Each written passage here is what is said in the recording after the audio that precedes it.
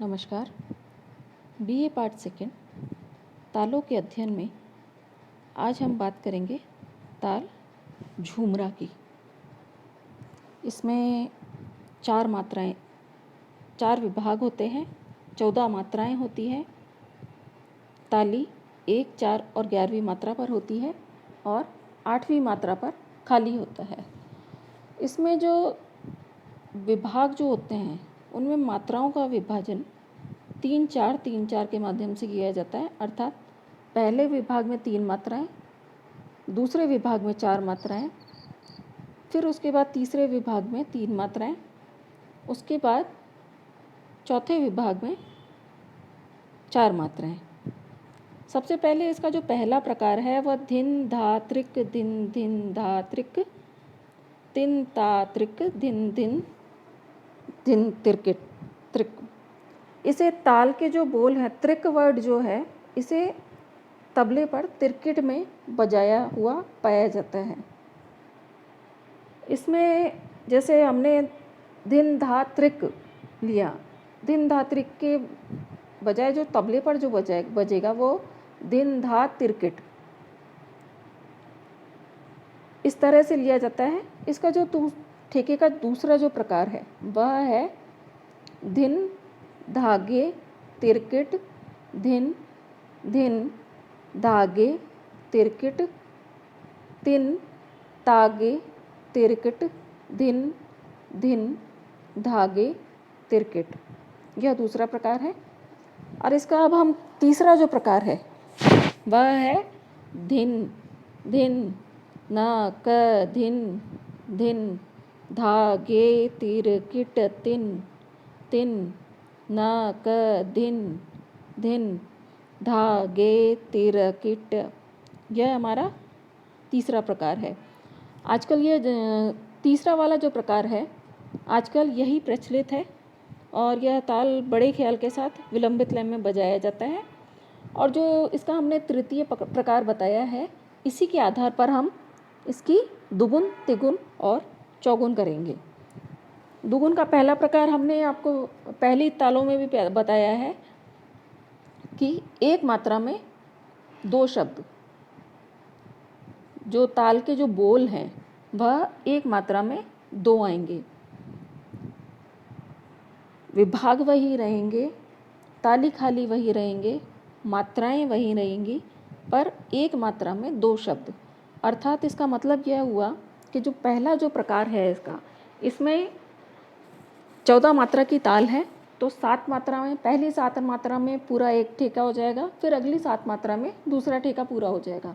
अर्थात एक आवर्तन में ठेका 2 बार बजेगा। तो यह दुगुन का जो पहला प्रकार है। और दुगुन का जो दूसरा प्रकार है उसमें हम 7वीं मात्रा तक ठेका लेंगे, यानी कि जो हमारी ठा है, सिंगल है, वह लेंगे। उसके बाद 8वीं मात्रा से हम इसकी दुगुन लेंगे, यानी कि एक आवर्तन 8वीं मात्रा से 14वीं मात्रा तक एक आवर्तन ताल का हो जाएगा। इसके बोल यानी कि पूरे बोल इसके दुगुन में आ जाएंगे। आधी मात्रा तक हमें ठा लेना है, अगली आधी मात्रा में हमें इसकी दुगुन लेनी है। जैसा कि हम देख रहे हैं, इसमें दुगुन का जो प्रकार है दूसरा वाला, उसमें हम लेंगे धिन धिन ना क धिन धिन धागे तिरकिट धिन धिन नक धिन धिन धागे तिरकिट तिन तिन नक धिन धिन धागे तिरकिट। अर्थात हमने 7 मात्रा तक तो सिंगल लिया है और अगली 7 मात्रा में हमने इसका डबल लिया है। इसी तरह तिगुन का जो प्रकार है, पहले प्रकार में हमने आपको बताया है कि शुरुआत से लिया जाएगा, मात्राएं वही हैं, ताल चीन वही रहेंगे, बस बोल में इसके परिवर्तन हो जाएगा। एक मात्रा में 3 बोल। जो मात्रा हमारे है, ताल के जो बोल हैं वह एक मात्रा में 3 बार। जो 14 मात्राएं हैं, 14 मात्रा में विभाग वही, ताली खाली वही, बस लिखने का अंतर रहेगा। पूरी जो ताल है वह 3 बार रिपीट हो जाएगी। यह तो हमारा तिगुन का पहला प्रकार है। उसी प्रकार तिगुन का जो दूसरा प्रकार है उसमें हम क्या करें, हमारा ये है कि लास्ट की जो 4.5 मात्रा है उसमें इसका तिगुन आ रहा है। 4.5 भी नहीं कहेंगे हम इसे, क्योंकि आधी मात्रा तक हम इसका बोल लेंगे।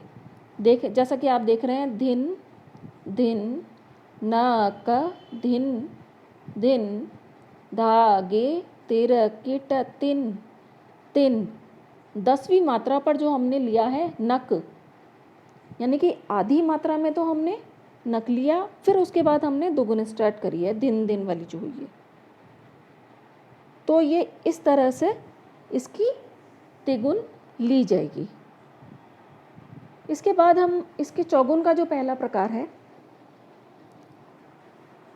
वही है मात्राएं, ताल चिन्ह, विभाग में कोई अंतर नहीं होगा। बस इसके जो बोल हैं उसमें एक मात्रा में 4 बोल आ जाएंगे, इसके अलावा कोई अंतर नहीं रहेगा। अर्थात एक आवर्तन में जो ताल के बोल हैं वह 4 बार रिपीट हो जाएंगे। चौगुन का यह पहला प्रकार है। जो दूसरा वाला प्रकार है, चौगुन का जो दूसरा वाला प्रकार है वह हमारे लास्ट की 3.5 मात्रा में आएगा, क्योंकि 7 मात्राएं होती है। 14 मात्राएं हैं। 14 मात्रा में से आधी हुई 7, फिर 4 मात्रा में, यानी कि 4 मात्रा नहीं 4.5 मात्रा में हमने उसकी तिगुन ली है। अब चौगुन जो हम ले रहे हैं वह लास्ट की 11वीं, 12वीं, 13वीं और 14वीं मात्रा पर आ रही है। पर 11वीं में आधी मात्रा में हम ठा वाले बोल ले रहे हैं और आधी में हमारा दुगुन चौगुन का 2 वर्ड स्टार्ट हो रहे हैं। तो आप देख रहे हैं इसमें धिन धिन, न क धिन धिन, धागे तिरकिट तिन तिन, न क। इसके आगे देखिए, देखने पे आपको दिख रहा है कि 11वीं मात्रा पर धिन और अवग्रह जो है उसके बाद धिन धिन स्टार्ट हुआ है हमारे। तो यह 4 बोल हो गए, यानी कि 2 तो इसके हम चौगुन के बोल हैं और 2 इसके वो हैं ठा वाले बोल हैं। इसके लास्ट की 3 मात्रा और आधी मात्रा 11वीं, तो 3.5 मात्रा में हमारा चौगुन आएगा। किस तरह से आएगा? धिन धिन, न क धिन धिन, धागे तिरकिट तिन तिन, न क धिन धिन, न क धिन धिन, धागे तिरकिट तिन तिन, न क धिन धिन, धागे तिरकिट। अर्थात एक मात्रा में 4 बोल। जब यह होता है कि हमारे पूरी मात्राएं, जैसे हमारे 12 मात्रा की ताल होती है, तो 12 का आधा 6 किया हमने, 6 का आधा 3 किया, 6 में दुगुन आया, 4 में हमने पहले 12 मात्रा की जो तालें करी थी उसमें था 6 मात्रा में हमारी दुगुन हो रही थी, 4 मात्रा में हमारी तिगुन हो रही थी और 3 मात्रा में हमारी चौगुन हो रही थी। पर कभी कभी जब तालें, जो बोल होते ताल के, वो कुछ इस प्रकार होते हैं कि हमें आधी मात्रा ठा की लेनी पड़ती है और आधी मात्रा में हमें उसकी शुरुआत करनी पड़ती है। कभी कभी आधी लेनी पड़ती है और कभी ये रहता है कि 1/4 भी लेनी पड़ती है। जो तालों का मात्राएं हैं उसके आधार पर दुगुन में 2 का भाग दिया जाता है, तिगुन में 3 का भाग दिया जाएगा और चौगुन में 4 का भाग दिया जाएगा। तो जो उत्तर आता है, यानी कि जैसे इसकी दुगुन हमने ली थी, 14 मात्रा है, 14 की मात्रा का आधा हुआ 7 मात्रा, तो हमने 7 मात्रा में दुगुन ले ली थी इसकी। तिगुन में हमारा 4.5 मात्रा का आया, तो वो हमने वो उस तरह से ली। अब चौगुन में 3.5 मात्रा आया, तो हमने इस तरह से लिए। 16 मात्रा की ताल होती है तो उसका विभाजन अलग तरीके से होता है, पर हर ताल का विभाजन करने का तरीका यही होता है कि हम पहले, अगर हमें दुगुन निकालनी है तो जो ताल की जो मात्राएं हैं टोटल, उसमें दो का भाग दे दें। तिगुन निकालनी है तो 3 का भाग देंगे। चौगुन निकालनी है तो 4 का भाग देंगे। तो हमें पता चल जाएगा कि कितनी मात्रा में इसकी दुगुन आ रही है, कितनी मात्रा में तिगुन है और कितनी मात्रा में चौगुन आ रही है। ये तो बात हुई हमारे दुगुन तिगुन चौगुन निकालने की। अब हमने पिछला जो वीडियो था उसमें हमने बात करी थी धमार ताल की। धमार ताल भी 14 मात्रा की थी, पर और ये झूमरा ताल है, ये भी 14 मात्रा की ताल है, पर दोनों में अंतर बहुत है। धमार ताल जो थी वह धमार नामक गायन शैली के साथ ही प्रयोग में आती थी। विभागों में भी जो इसका विभाजन किया गया है वह भी अलग प्रकार से था, और जो